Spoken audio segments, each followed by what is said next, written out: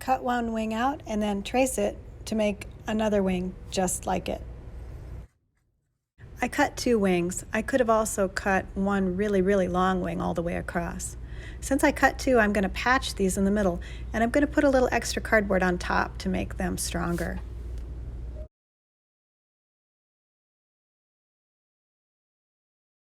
When you tape two pieces of cardboard together, you will tape the top side, and also remember to tape the bottom side to make it strong.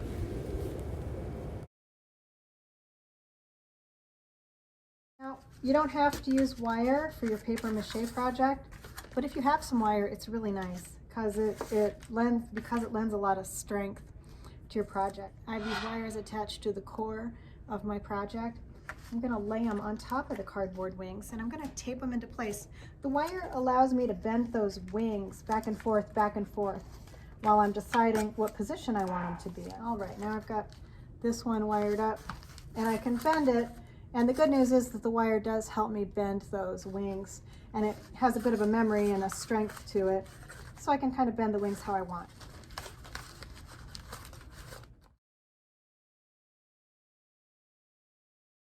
These legs, this wire twists around the inner core of the bird. There's wire that goes around his or her body cavity a few times, and it comes down and twists out here, and these are the ends of the wire. So that wire really is wrapping this whole core up. I'm going to rip some long strips of newspaper, and I'm going to be twisting that newspaper so it makes sort of a really thick cylinder or coil shape.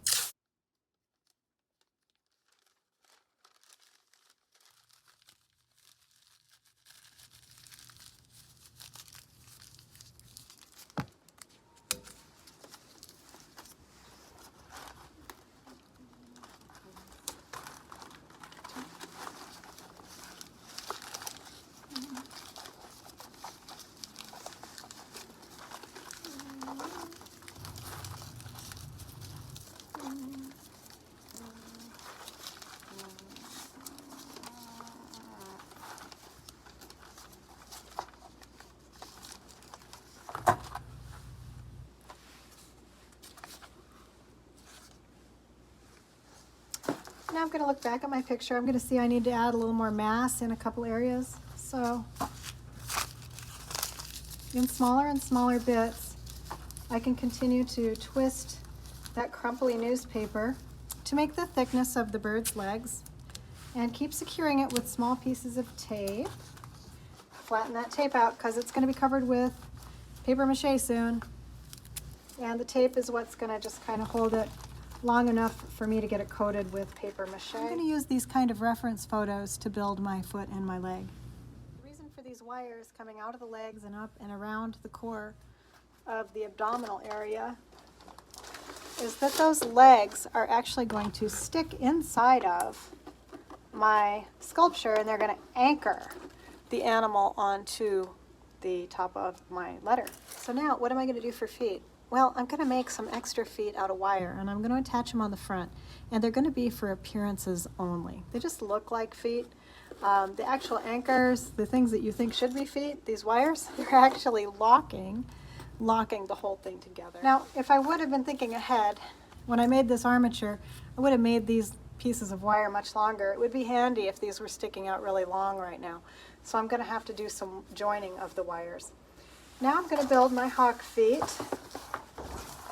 And I'm going to build them with wire that does, I have 3 toes in the front and 1 toe in the back.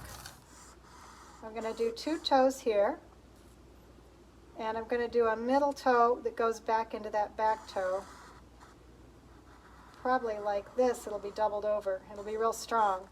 And then I'll attach this stem to the existing wire. And let's do that now. This is the front toe. It goes up into a stem that's going to attach to the existing leg, and this is the back toe. And these are the front 2 side toes. And now I'm going to tape them together to make a foot.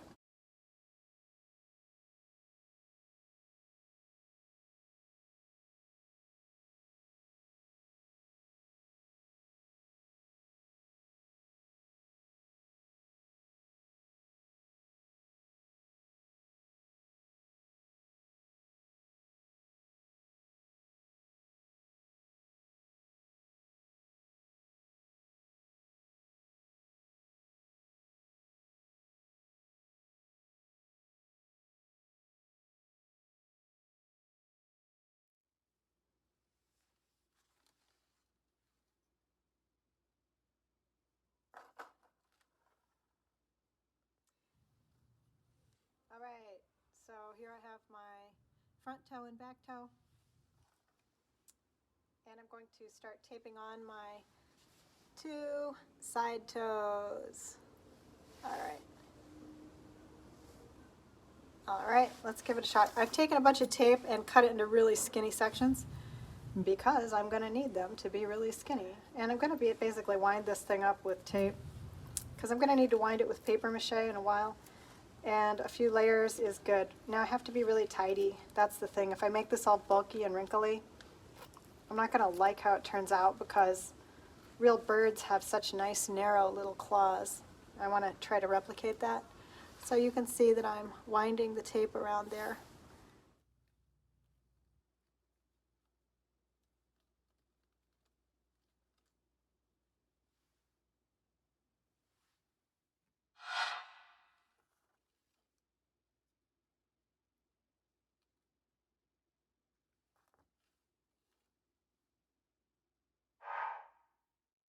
I had the old wire sticking out of the hawk's legs, and I spiraled it around the new wire of the leg of the hawk. And now I'm going to cover it neatly with tape and lock it together.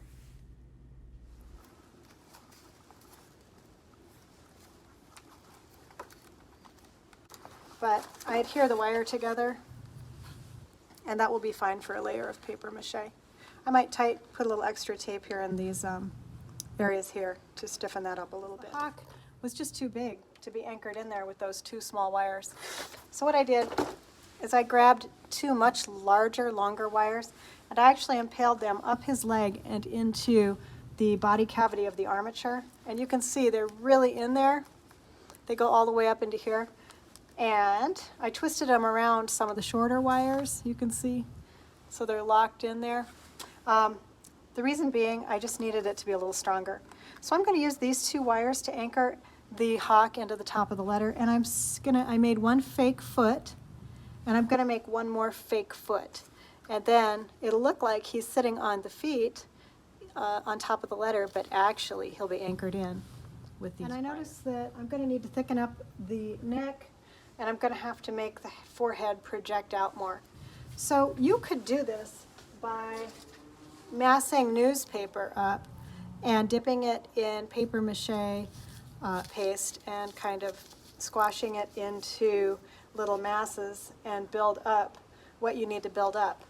But we have the benefit of some scrap clay laying around, so what I'm going to do is I'm going to build up that head with clay because I can get better detail with clay. And I'm not adding a ton of clay to this thing. I wouldn't want to make this massive clay structure on top of the lightweight cardboard letter so that this massive clay structure made it tip over every time I sat it down. This is never going to go into the kiln, so I don't need to worry about slipping, scoring, air bubbles, anything like that. It's never going to go into the kiln. It's just going to dry and get wrapped in paper mache to hold it together and create a hard shell. So notice everything I'm doing here with this clay is very much supported by the armature, by the skeleton underneath it. I would not expect this clay to have any strength because it won't. It's just a fill material. All right, now I know I've got to hit this with some paper mache before it dries because when this clay dries, it's going to shrink, it's going to crack, and it's going to fall off. So I got to hit that right now.